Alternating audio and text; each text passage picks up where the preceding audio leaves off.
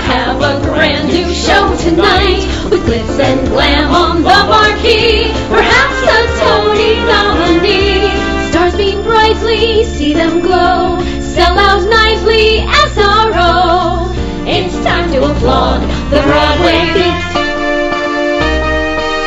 Stars beam brightly, see them glow in the footlights of a show. Life is sweet on the world's most famous street. Tickets, please. Take a seat. Cue the band. And have your feet to the rhythm of the Broadway beat. The Broadway beat. Broadway beat. Hello, I'm Richard Ridge, and welcome to Broadway Beat, our behind-the-scenes look at the very best of what the New York theater has to offer. This week we dropped by the opening night party for the new off-Broadway musical Frankenstein, which is playing at 37 Arts. We'll celebrate with the cast, which includes Hunter Foster, Christiane Nall, and Steve Blanchard. We'll also take you into the recording studio where Broadway's feel-good musical Xanadu laid down their tracks for the show's new CD. We'll chat with Xanadu's Cheyenne Jackson, Carrie Butler, and Tony Roberts. But we thought we'd start things off at the American Airlines Theater to once again catch up with the cast of Roundabout Theater Company's new production of George Bernard Shaw's classic Pygmalion, in which film star Claire Danes makes her Broadway debut under the direction of David Grinley. Claire Danes stars as Cockney flower girl Eliza Doolittle, who is turned into a lady by Henry Higgins, played by Jefferson Mays, and Colonel Pickering, portrayed by Boyd Gaines. Joining them in this Shaw classic is J.O. Sanders as Eliza's father, Alfred Doolittle.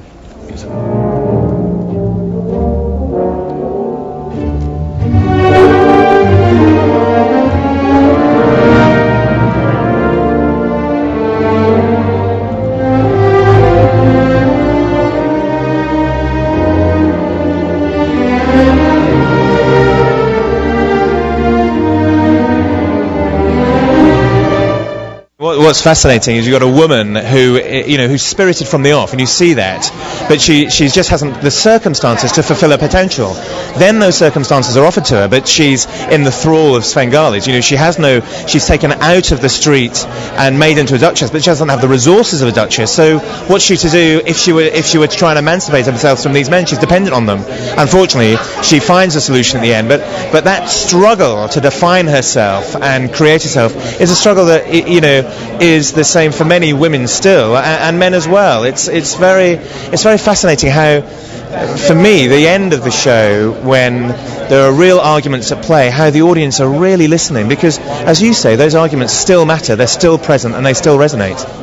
Culture in that I've never seen the movie or the musical, although I did compulsively listen to the soundtrack when I was growing up.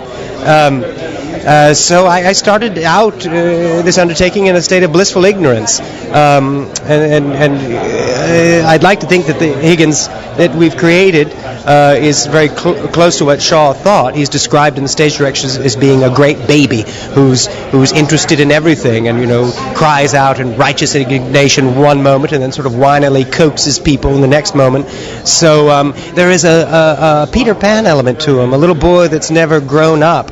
He's in a state of arrested development, as is Pickering, I think, to some degrees. And I think being in that state, this also confounds him about women and about his relationship to Eliza in particular. When you and I first spoke, you had the copy of the script you wouldn't let out of your hands.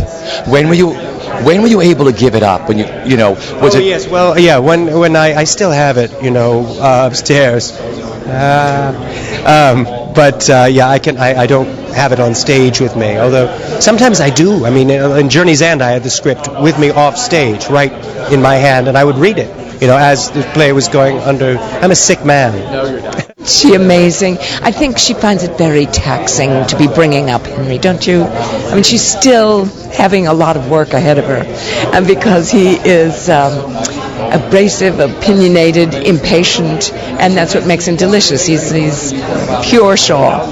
And what we had fun doing is not making the typical all-indulgent mummy and child. I think she's as prickly as he is in some ways. And so we tried to say, well, where does the apple fall? Is it very close to the tree or is it far away? And we tried to make it close to the tree so that she's not a warm, cuddly figure, but trying to just put up with this, probably the first case of ADD.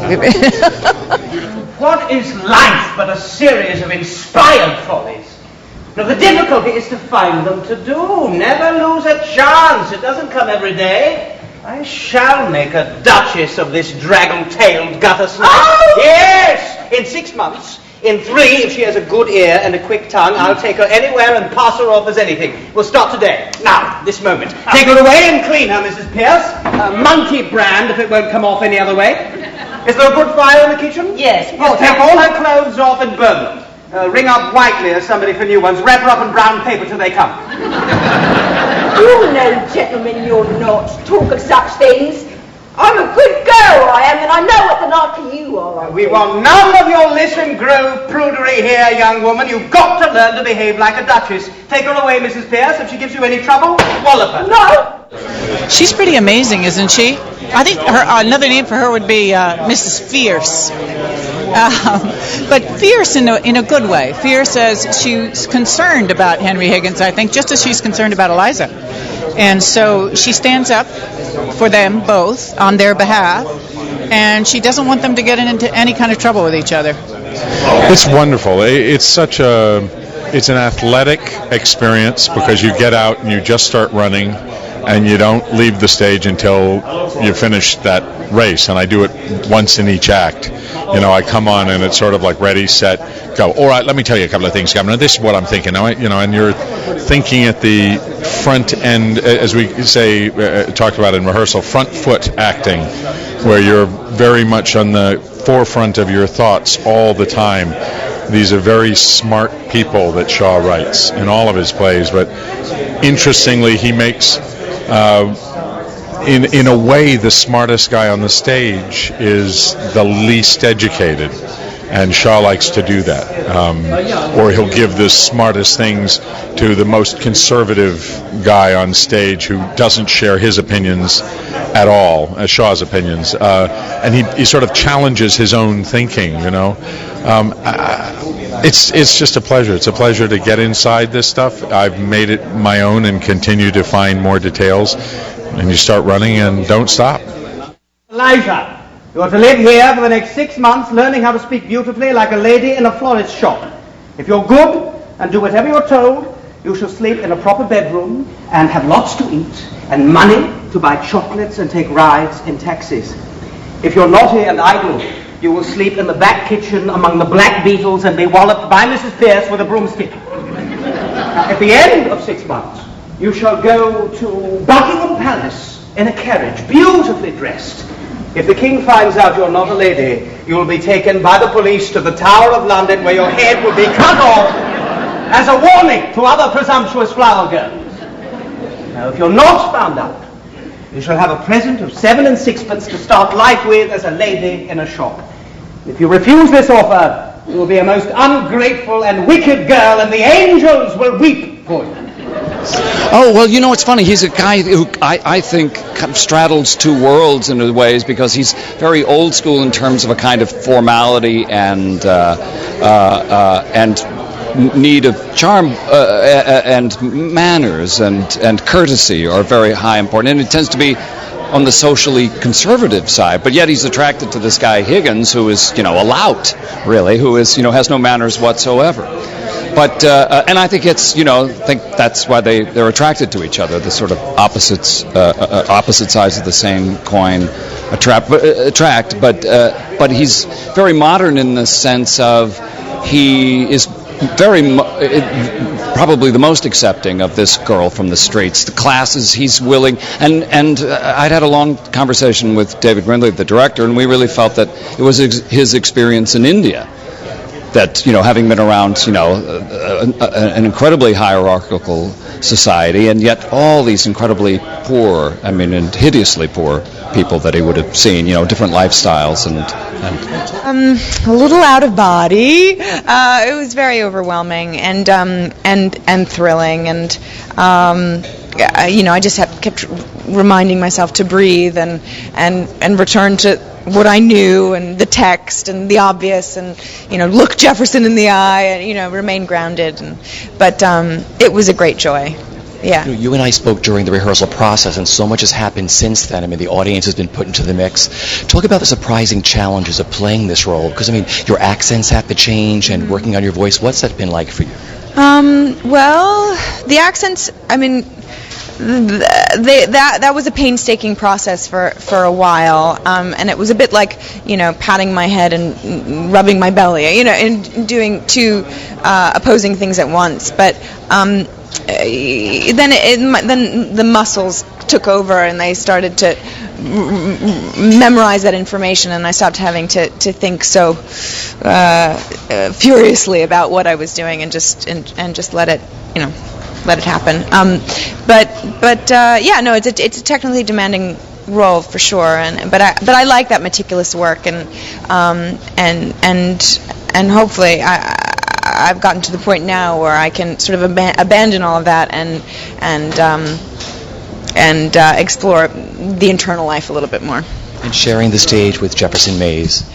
I don't know how to talk about how appreciative I am of Jefferson. I am in true awe of his focus and his strength and speed as an actor. He's just a virtuoso, and it's such a profound pleasure to have such a close view of his imagination and to get to play with him. And the audience's reaction to the show? They're very attentive, and I really think that's a testament to Shaw's writing. It's so brilliant and so compelling and entertaining. It's challenging and satisfying at the same time. And the best part of the experience up to tonight has been what for you with working on this? Rehearsing, actually, and just getting dirty in the mud, with such creative, generous people. Welcome to Broadway. Do you want to come back again? I know you just started. Of course I do. Yes, I hope this is the first of many plays. I really do.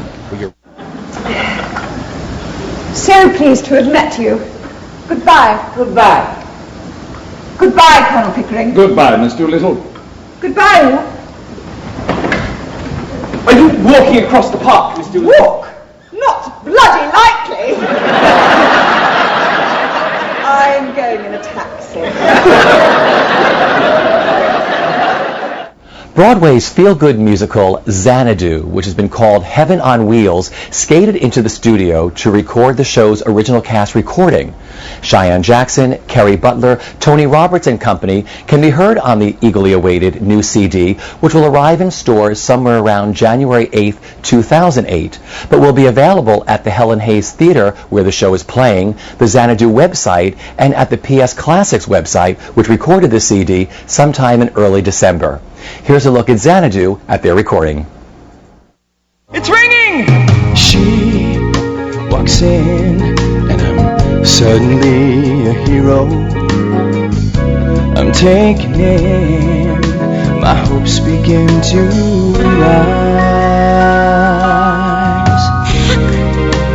Can't you tell I'd be so thrilled to see the message in your eyes? You make it seem I'm so close to my dream, and suddenly it's all there. Suddenly, the wheels are in motion, and I'm ready to sail any ocean. Suddenly, I need the answers, 'cause I'm ready to take all my chances with you. Well, it kind of feels like finally.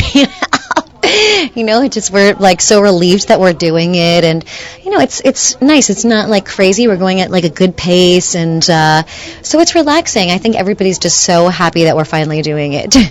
So how strange is it to record the show out of context? I mean, you're so used to singing these songs, you know, on stage with everybody in front of an audience. So when you just have a pair of cans on your head, how does it feel and how different is it?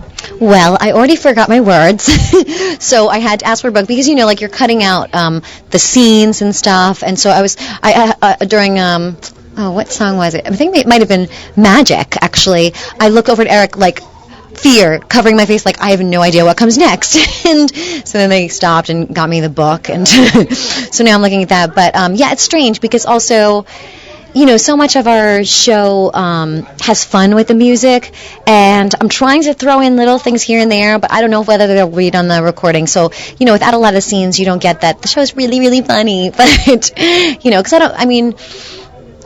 there's already a recording of Xanadu, so you want to make it a little bit, you know, different, like so people would buy ours and have that show fun campy kind of thing thrown onto the album too. So I'm trying as much as I can to throw in little bits in there. I love this. This is the best. This is I truly envy Frank Sinatra because he did this every day of his life, or at least whenever he wanted to. But to stand in the middle of the music, usually it's a big orchestra. Here it's a smaller group, but you still feel as if you're inside it, and you hear it so clearly, and you're doing it, and it's being recorded. There's nothing better. I love this stage of the game, or this process. I would do this all the time if I could. Also, you get in the booth and you're just so smooth. And we were in the recording booth, and the guy's like, "Wow, there he goes. There's that smooth voice. There's Tony Roberts." It just seems so natural for you. Thank you. It's very nice of you to say. Thank you. Well, I'm just lucky, I guess, but I enjoy doing it. It's fun. Talk about life over at this theater. I mean, what a great fan base your show has. Tell me what the best part of this whole experience has been for you, and talk about the audience. The surprise that it's as successful as it is, really, we didn't know and weren't sure, and it was very hard to figure out from rehearsals what this was going to be like, and I balked a lot at what I was supposed to do. I said, "What? I can't do that. I can't sell that." But Chris Ashley and Douglas Carter Bean had a vision about what this should be, and they were right. And it's fun to do it and have it received by an audience that's, you know, just in love with it. So that's the biggest surprise of all to me. Of course, and it's also a wonderful family. We have great people in the company, and we're all very tightly packed into a little dressing room area. Nobody can talk without being heard.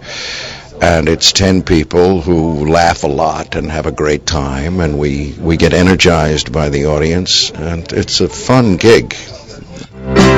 God, how in the world will I go on? Don't walk away. All you gotta do is stay. Don't walk away.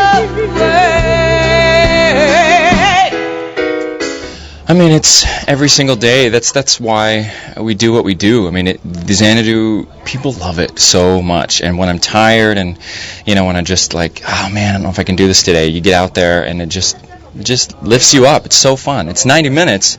Everyone says, oh, it's a 90-minute show, in and out. But yeah, it's like 90 minutes. You're on stage the whole time. So it's good. Spirits are high. Things are good. You know, it was a little rocky with, you know, James leaving and me coming in and all that entailed. But, you know, it's good. I'm loving it. I like doing my gig. I love my family there. We're in a groove. We're in the pocket. Audiences are good. And talk about the fans. Now, what are they called? There's two different types of Xanadu fans. Yeah, there's Xanadu's and the Do Crew.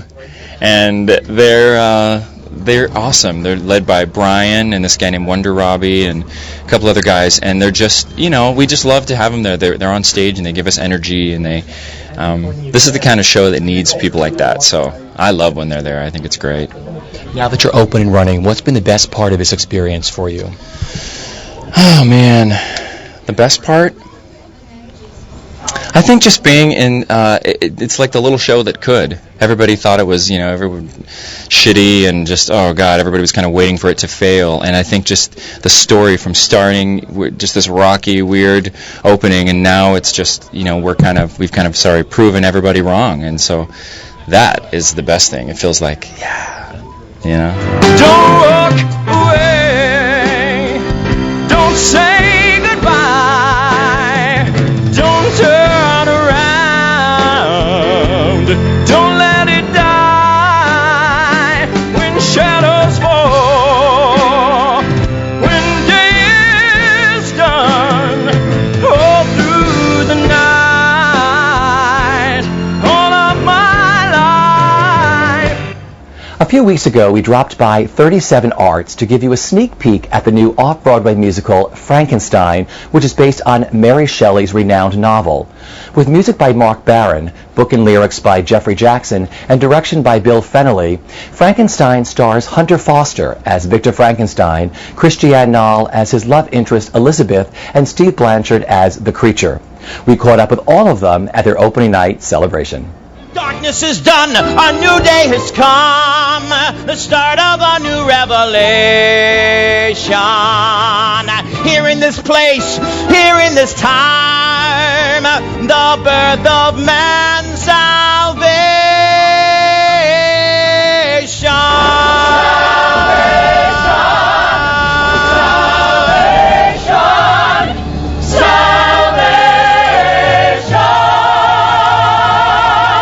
I thought it was wonderful. The one thing that was great, we had incredibly smart actors. I mean, they really took to this piece and made it their own right from the beginning. So as we're working different scenes, a lot of what they had, they would bring in and say, well, why don't we try this way? Or this is what I feel this scene should be like. There were so many times that Jeff and I looked and they gave us an angle that we never quite thought, that we never saw ourselves. So, I mean, the actors getting as involved as they were really brought this piece to a level above where me and Jeff envisioned it to be. They were fantastic. They were probably the most intense work period we've had yet, because it really was, we were working on it on its feet, which is a testament to the cast and Bill that it's unbelievable. It's, you know, really reworking a show and in front of an audience, and we were, while the cast was working at night, they were again working with us during the day in work sessions. We would rewrite things. Mark and I would, on one day we went off into a hotel room and rewrote a whole passage while they were rehearsing something else. Came back into the theater. I'd run out into a room, like, give me some quiet so I can write a few lines and come back with new material. And it was a very lively, intense, creative incubator almost. It was great. And lead his pathway to the light before he's lost to the unknown. For all sorrows are the toll. Every life's traveler must pay. Down the dark, uncertain road to a happier day. Well, my character is I'm the moral compass, and I like being that. I think you need two sides, because there's the science side and there's the fantastical side of the story that we all know. But there's got to be a moral stance, because what Victor Frankenstein is doing can be viewed by some as immoral, can be viewed by some as groundbreaking and life-changing. And in this day and age where we have stem cell research and people are able to choose what kind of babies they kind of babies they want by, you know, doing scientific experiments, there's going to be a moral argument, and that's what I am. I'm the one that says, let's stay focused here and see what's right or what's wrong. I'm really loving her sass and sort of what I'm bringing away from the page. You know, the idea that you can add a multi-layered. It doesn't have to be a traditional, like an ingenue thing. I mean, just because she's the heroine doesn't mean it has to be like that. So to find her sexuality, to find her intelligence, I love that she knows a lot. I like that. Because it's women, we're women. Everybody says, oh, I play the ingenue, I play the heroine, but they have all the same feelings any other type of woman has. Yeah, and a lot of times you don't necessarily get it. just when you read it. And that doesn't mean it doesn't exist and it's not there. So I think the fun part about being an actor is to be able to add to what's not necessarily been written. And they've been really encouraging me of that, because even when I talked to the writers about it, they said, well, yeah, no, that's what we want you to do. I'm thinking, well, why didn't you write that to begin with? But that's okay. Thank you for letting me do it. It was extremely painful, both physically and emotionally. The first thing physically we wanted to approach was, as I said to you a couple weeks ago, was about the different maladies of the body, but also the physical pain of being stitched together, sewn so tightly together that you could barely move, and the evolution of that month after month, year after year. And emotionally, it's like a roller coaster, being awoken without a soul, without a spirit, and all of a sudden you're here on Earth and you have no idea who you are. And the process in discovering all that stuff is a terrific workout. By the end of the day, I need some stroking and some soothing, because I'm emotionally spent. These hands and these ears still hear crying, and we'll never know laughter or song, ever so long as blood of the innocent runs red upon these hands, these detestable hands, and this terrible heart with its poison inside, hated limbs and foul heart. I would tear them apart if I only could feel what I felt when I held her within these hands. Well, for me, it's been a great process, a great journey to. I think that he has very strong ties to family, and in dealing with issues with family, and becoming an adult in a way before he dies. He becomes responsible for his own creation in a way that I think all parents should be when they have when they have children. It's really taking responsibility for those things that you create, and not just and it can't even be just a parent thing, but even in your own life, the things that you kind of create in life and how you deal with those things. And so for me personally, it was a great journey of like understanding how to deal with my own, with the issues that you create in your life, and I don't know if that makes sense, but I think that's a universal theme, that we all create monsters, and it's how we deal with them it ultimately reflects how if you're a man or an adult, how we deal, and it was a growing up. I mean, this character really grows up in this piece at the end. Sun that never rose, the dawn that never came. Why do the things we have seem precious only once they slipped away? Dreams of glory have their price to pay, and far beyond the night lie promises of light. And maybe with the coming of the dawn, there comes another day.